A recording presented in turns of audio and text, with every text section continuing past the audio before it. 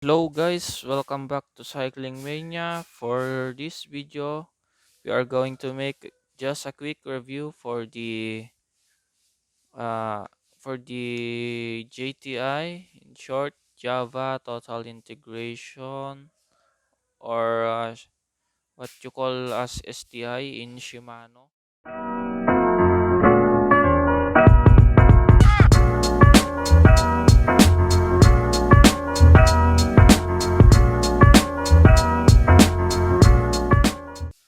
So this is a JTI. Its brand is Java, which is the brand origin is Italy. Designed in Italy, manufactured in China, Taiwan. So the series of this item is decaf. Decaf. Like a what you call is decaf. Decafe. Joke. Are you serious? This is torture. You're torturing me and everyone else watching. Wait. So the finish of this item is glossy black, as you can see. Is glossy block for the levers or the shifting and brake levers.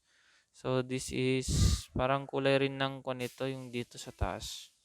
Basta yun. Maganda siya, black. Glossy black and matte black. Joke. Black lang. For the body composition, it is made out of aluminum and hard plastic. Yeah, hard plastic and metal, which is some of the components inside is metal, just like this. For its for its shifting mechanism, this is aluminum. Unlike the other brand, which is a hard plastic, the one that one move to shift here. This is it. So for the specification, this is a 2 by 11 speed. This is a 2 by 11 speed shifters and shifter brake levers, drifters in short. So for the weight, let's check for the weight one by one. So let's make it on until 0. Yeah, 0 grams.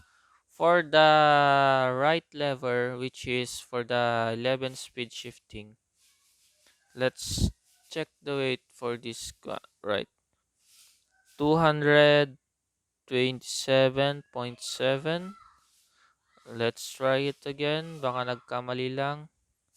227.7. Yeah.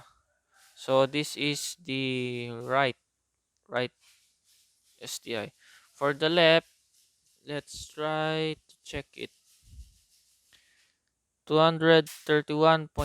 Wow, but mas mabigat to. Nga no, mas mabigat. Ulit. Let's try it again. 239.9.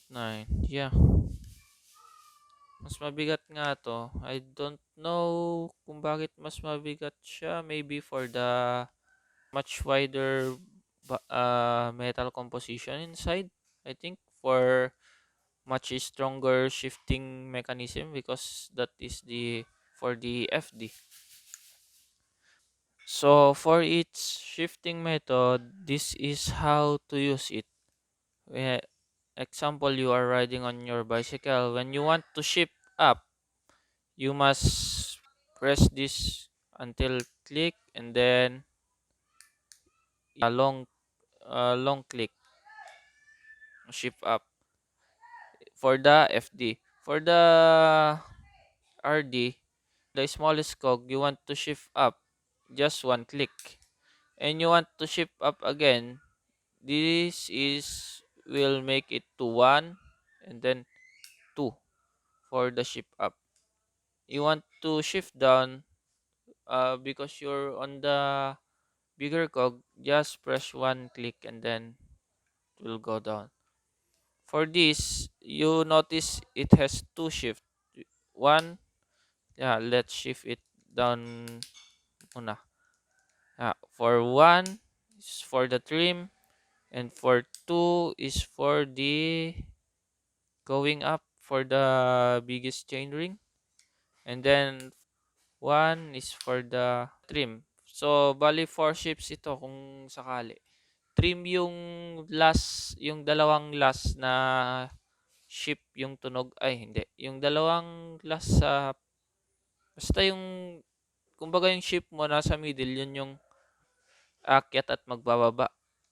Kung for the trim, yung pag trim lang para hindi sumayad yung kadena dun sa FD. Nagets?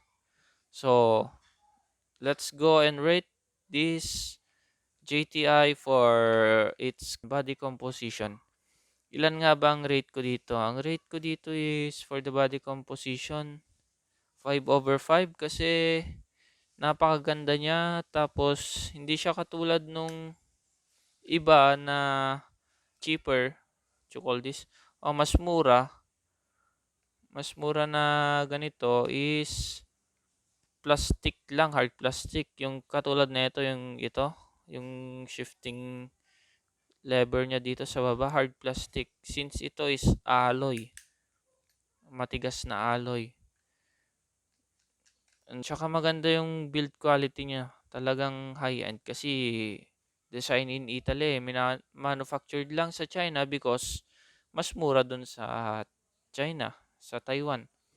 Then for the shifting performance, 4/5 para sa akin. Accurate naman siya. The problem is nagkakamali ako minsan, or kaya pag nagpreno ka ng madiin, naikakambyo, nai-shift yung sobrang diin, naiikot.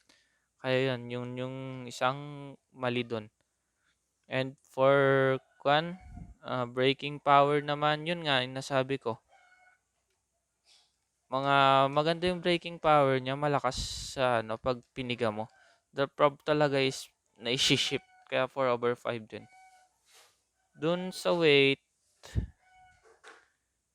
naman is okay na siya, magaan na sa 400 plus grams. So, oo nga, no? So, weight, 5/5 sa weight.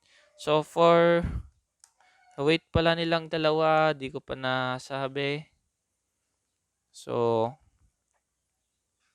227.8 plus the other one, which is joke, hirap ng pantay na ito. Ano ito siguro? Yan, and then,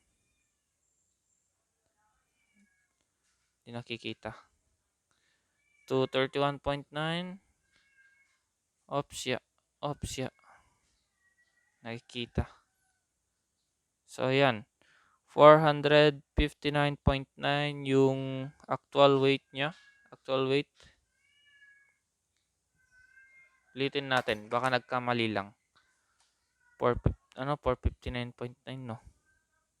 Shit, baliktad. Para maayos. Yan. So, 27.6. 459.9 talaga. So, ayun, actual weight niya. Overall weight. So, yun lang guys. If nagustuhan nyo man yung konting check nito, review, like and share and subscribe naman for more reviews and videos. God bless. Thank you everyone.